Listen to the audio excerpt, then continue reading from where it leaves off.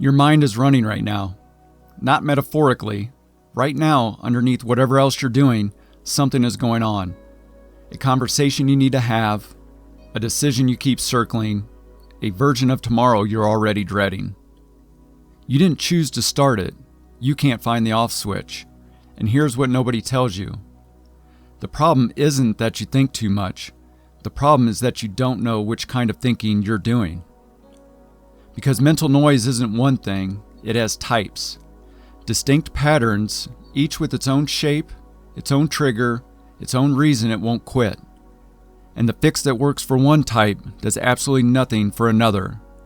Which is why the generic advice of just meditate, breathe, journal, helps some people sometimes and leaves everyone else staring at the ceiling at 2 a.m. wondering what they're doing wrong. What they're doing wrong is applying the wrong tool. Every ancient tradition we draw from understood this. The Stoics, the samurai, the Zen masters, none of them treated the restless mind as one problem. They named its parts. They built specific responses for each one. That's what this is. 6 types of mental noise, 6 ancient fixes. By the end of this, you'll know exactly which one is running in you right now and what to do about it today. Let's start with the one that's probably responsible for most of your worst nights. Type 1, the spiral. This is the mind that takes one real concern and compounds it. You miss a deadline, and suddenly you're imagining getting fired, your reputation destroyed, your life unraveling in a direction you can't stop. The original problem was real, everything that followed was constructed. The spiral doesn't just worry, it builds. Each thought becomes the foundation for a worse one. Epictetus identified what drives it. He calls it the confusion between what is ours and what is not ours. The spiral happens when we spend energy on outcomes we cannot control as though they were problems we could solve. The mind keeps turning the thing over because it believes, wrongly, that if it just thinks hard enough, it can resolve what was never in its hands. His fix was a single question, not a mantra, not a breathing exercise. Is this within my control? Not, can I influence it? Not, do I wish it were different? Is it actually genuinely within my control? If yes, act. Fully, now. If no, release it.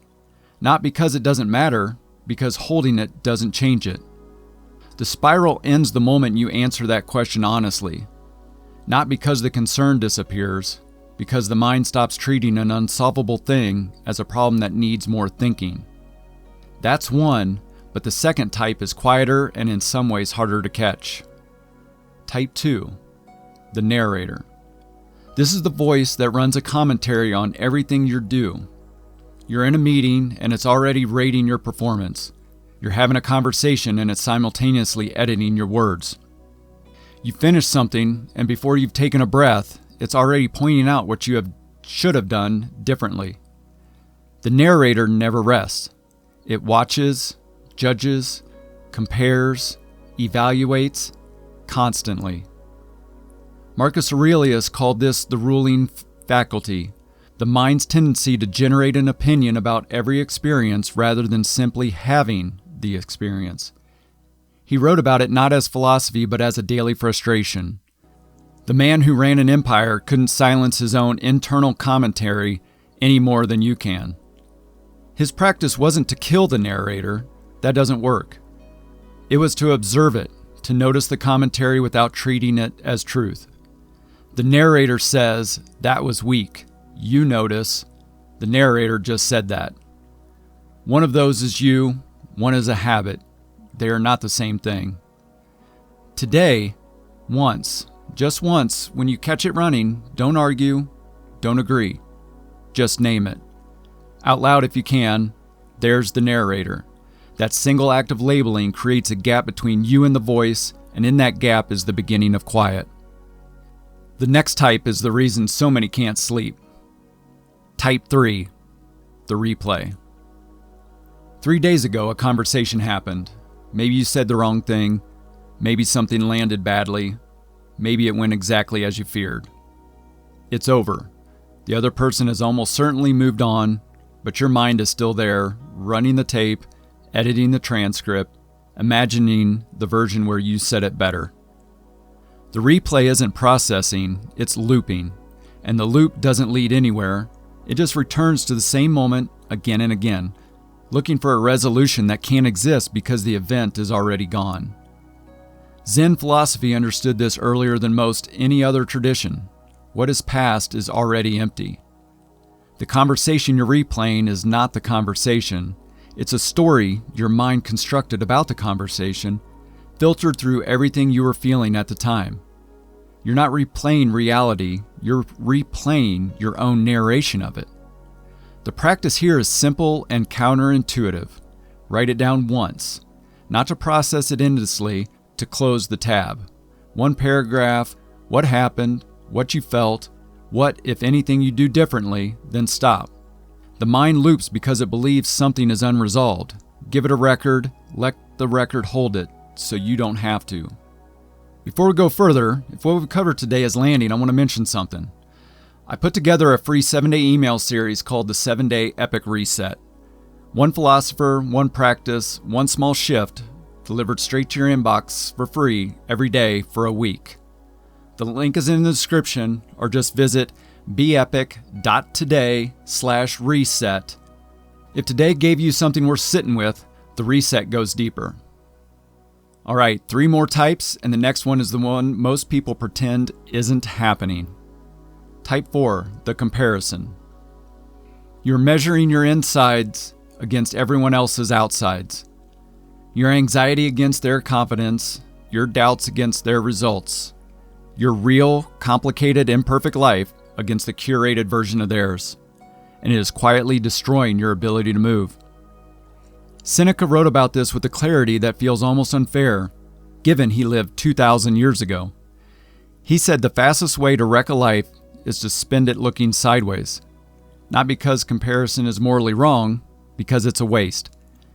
Every hour spent measuring yourself against someone else is an hour not spent on the only question that actually matters. What did I move forward today?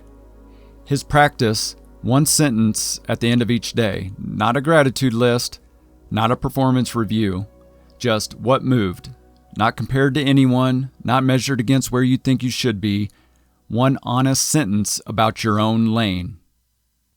This next type is probably running in you right now while you're watching this. Type 5, the Anticipator. You're not here, you're in tomorrow, you're in the conversation you haven't had yet, already rehearsing your lines. You're in the meeting 3 days from now defending yourself against criticism that hasn't been delivered. You're solving problems that exist only in a future you constructed. The Anticipator is the mind that never arrives, and it is exhausting in a way that's almost impossible to explain to someone who doesn't experience it, because you haven't actually done anything and you're already depleted. Musashi called the opposite of this mushin, no mind. Not emptiness, presence, the state in which you are fully here, available to what is actually happening, rather than what might happen. His practice was a reset, not meditation, 60 seconds. 3 slow breaths, not to relax, but to locate yourself. Then one question, what is actually happening right now? Not what might happen, not what might go wrong, what is here in this moment. The Anticipator loses its grip the moment you answer that honestly. Type 6, the Critic. The voice that says you should be further along, that what you built isn't enough. That the gap between where you are and where you imagine you'd be by now means something you'd rather not look at directly. Japanese philosophy has a concept called Wabi-Sabi. Imperfection, not as damage, but as form. A bowl repaired with gold is more valuable than the unbroken one because its history is visible. What you've been through is not a detraction from your worth, it's part of the shape. The practice? Find one thing, just one, that is working. Not to silence the critic, to give it accurate data. The critic runs on selective evidence. One honest counterexample is enough to interrupt the loop. 6 types of mental noise, 6 ancient fixes. The spiral, Epictetus and the control question, the narrator, Marcus Aurelius and the gap between observation and belief, the replay, Zen and the closed tab, the comparison, Seneca and the one honest sentence, the Anticipator, Musashi and the 60-second reset, the Critic, Wabi-Sabi and the one true thing. Here's what changes when you know this. The next time your mind starts running, you don't just feel overwhelmed, you ask, which type is this? And the moment you name it, you've already interrupted it. Because the mind that can label its own pattern is no longer fully caught in it. That gap between the noise and the name is where the practice lives. The 7-day Epic Reset is in the description, or just visit beepic.today/reset. One philosopher, one practice, one shift per day, free. It's the natural next step after today. Walk the path with intention, not someday, today.